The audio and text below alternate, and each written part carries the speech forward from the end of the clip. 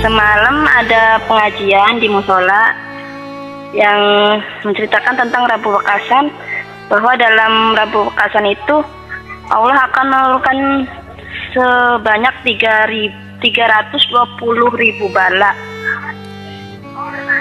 Sedangkan dalam amalan malam Rabu Wekasan itu ada yasinan, sodako, tolak bala, terus membaca yasin itu kalau sudah sampai surat ayat salamun qolami robbil rahim itu sebanyak 313 kali. Terus setelah sholat isya jamaah diadakan sholat sunat 4 rakaat, sholat sunat bala. Yang ini yang tidak bisa membaca itu dibikinkan semacam jimat. Jimat itu dari ayat salamun itu ditulis di sebuah kertas, nanti dicelupkan ke air, terus diminumkan sama bayi atau orang tua yang tidak bisa membaca.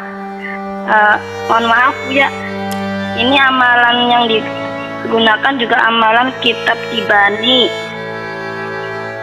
Bagaimana menurut ini? Baik. Ya. Baik. Mohon Bu ya. Syukran. Assalamualaikum warahmatullahi wabarakatuh. Salam. Rebu Wekasan. Jadi tentang adanya turun bala di malam Rebu Wekasan dengan 1000 bala itu tidak pernah, itu bukan riwayat dari hadis Nabi.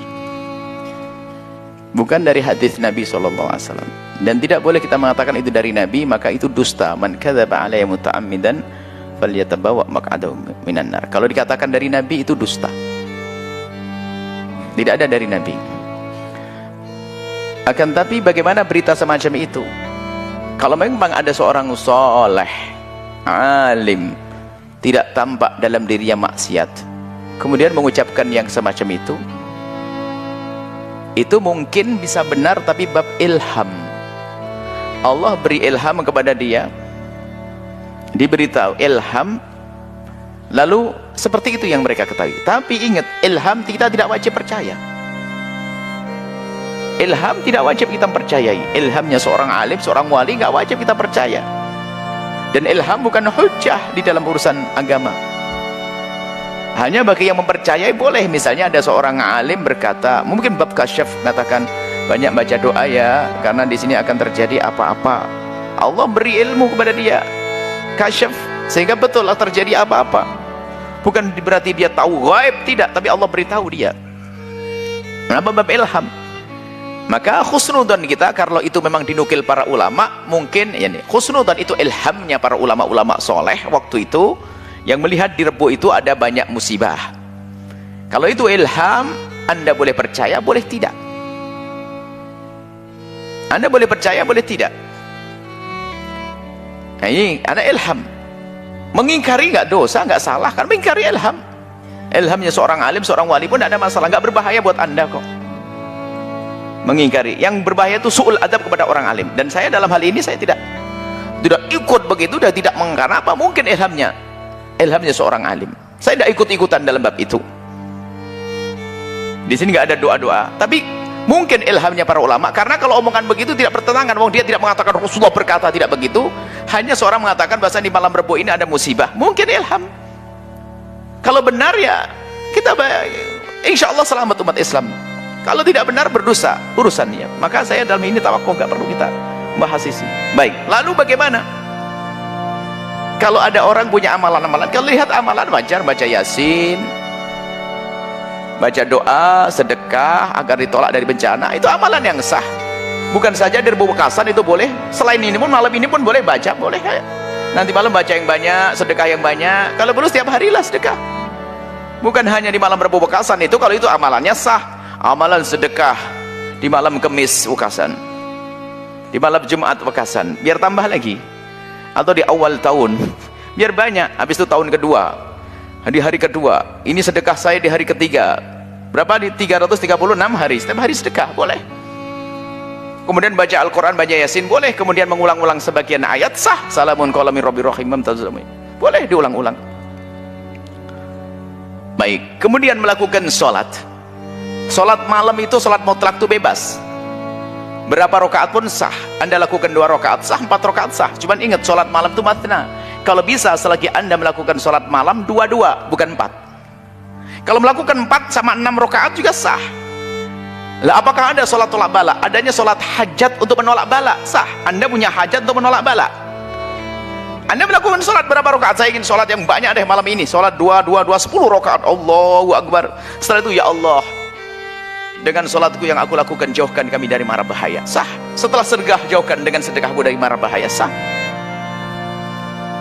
Seperti itu. Ini maksud kami itu jangan Anda gampang menghujat, itu gak benar dan sebagainya. Cuman kalau mau ikut-ikutan ya jangan sampai berdusta. Karena ada sebagian mimpi ketemu Nabi dianggap qala Rasulullah, ilham para ulama dianggap qala Rasulullah. Ini adalah ekstrim sana, ekstrim sini. Terserah dia. Jadi buat kitab, saya tidak urusan dengan kitab-kitab itu dulu. Kita urusan dengan masalah-masalah ini biar jelas dulu. Kalau Anda tidak mau, selagi itu tidak bertentangan dengan syariat, tidak nisbatkan kepada Nabi, ya biarkan saja. Nah, kalau tidak ikut-ikutan, di sini mau ngajar, mau belajar, santri mau belajar. Jadi tolong di sini tuh harus adil, jangan Anda itu gampang ke bawah permusuhan itu. Kemudian bagi yang tidak bisa membaca,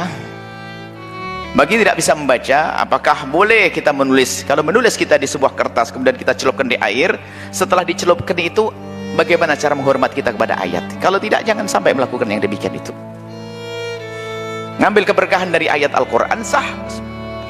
Banyak ulama mengatakan boleh-boleh, tapi ingat, bukan ditelan kertasnya. Ada sekertas kalimat Allah ditelan, itu haram, karena akan masuk ke wilayah kotor najis di perut kita. Jika ada kalimat ayat Al-Quran kemudian dicelupkan di air, airnya diminum, ini hal-hal yang tetap keyakinannya adalah Allah yang memberi.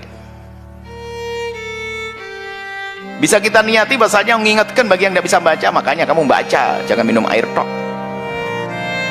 Termasuk istilah jimat dan sebagainya, ini adalah kadang menjadi ini masuk wilayah itu, jimat dan sebagainya. Ini ada orang gampang mengatakan syirik. Ada namanya jimat, itu ada pada zaman dulu, itu adalah dilakukan, dinukil dari Sayyidina Abdullah bin Umar. Jadi ada orang kalau yang dewasa kan baca zikir-zikir ya, baca qul huwallahu falaq bin nas dan sebagainya agar dijauhkan dari sihir dan sebagainya. Kalau anak kecil bagaimana? Dibungkuskan di kertas lalu dikalungkan, itu jimat. Kenapa anak kecil begitu? Karena anak kecil belum bisa baca. Oh, ini ustadz kok pakai jimat? Ini model apa ini?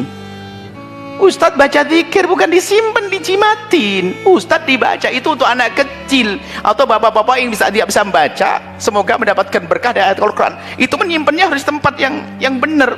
Oh, sudah gede begini, sudah hafal hadis banyak, Quran banyak, pakai jimat. Nah, ini supaya amal yang perlu kita tingkatkan, bukan itu.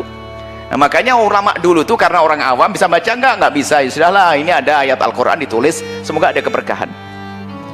Yang nggak boleh adalah mengatakan keyakinannya jimat yang menjadikan dia kaya, sehingga kalau mau dagang harus dibawa ini. Kalau dibawa nih, sudah berangkat dari Cirebon, berangkat ke Tegal, mau belanja di sana, gara-gara tinggal jimatnya sudah sampai Tegal, balik lagi ke Cirebon, gila dia. Oh, ada Allah kok. Ya, ini nggak benar. Tolonglah, ini yang adil deh dalam hal ini. Ada sebagian orang mengatakan jimat langsung syirik. Oh, nggak begitu. Kalau meyakini jimat punya kekuatan, ya jelas syirik itu. Tapi kalau ngambil keberkahan dari ayat Al-Quran harus dijaga, asalkan tulisannya jelas, bukan tulisan yang ngaco begitu. Itu bisa kalimat syirik nanti, hati-hati. Ada orang yang berlebihan di sini, ya, yang berlebihan nggak bagus. Ekstrim itu nggak benar, ekstrim kanan, ekstrim kiri nggak benar. Ayo kita yang wajar, yang sudah bisa membaca zikir sobah yang diajarkan Imam Ghazali dalam kitab zikir fajar, doa fajar yang diajarkan Imam Ghazali dalam kitab Hidayatul Hidayah, Widul Latifnya Imam Haddad, Rotib Haddad, zikir yang lainnya pagi dan sore, itu bukan dibungkus taruh saku, dibaca, ada pahala zikir seperti itu ya. Jadi mohon ini semoga agar tidak jadi khilaf ya. Kalau Anda melihat orang melakukan itu bukan pelanggaran syariat. Cuman kalau ada yang lebih utama, kita beri petunjuk yang lebih baik. Sebab kita sering masuk wilayah khilaf. Ini nanti tidak tahu dikeluarkan dalam bentuk YouTube, diadu. Ini bisa diadu dengan dua, diadu dengan yang anti rebuh wekasan, diadu dengan yang senang rebuh wekasan. Jadi musuh saya dua nanti langsung. Ajib ini. Saya menjelaskan sesuai dengan pengetahuan saya dan seperti itu. Coba saja nih ya, wah. Yang benci rebukasan kirim video saya. Yang senang rebukasan diadu. Buya Yahya ndak ngerjain rebukasan tuh. Wah ini.